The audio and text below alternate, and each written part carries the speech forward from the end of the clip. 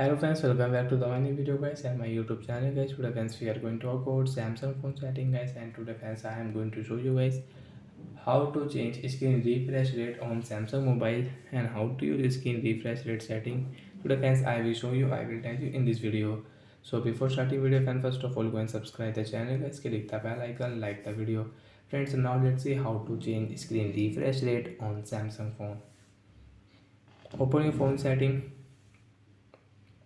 After on phone setting friends, you can see phone this type interface, connection setting, sound vibration, notification setting, and click on display setting. After on display setting friends, you can see a dark mode setting, adaptive brightness setting, eye comfort setting, and font size you can change, screen time mode friends you can change.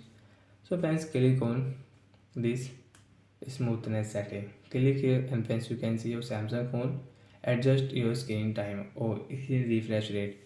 Friends, you want to change your screen refresh rate friends, you can see there are friends two screen refresh rate. First is high and second is standard, means normal.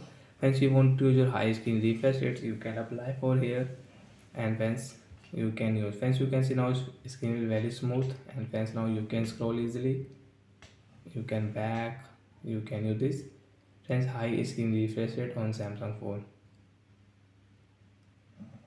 So like that friends, you can change your screen refresh rate. Friends, you don't want to change, friends you want to use guys your normal screen refresh rate guys 60 Hz. So friends, you can apply here, and friends you can see normal screen refresh rate setting. So like that friends, you can change your screen refresh rate, and friends you can change the shortcut setting here, and direct search here, get display setting.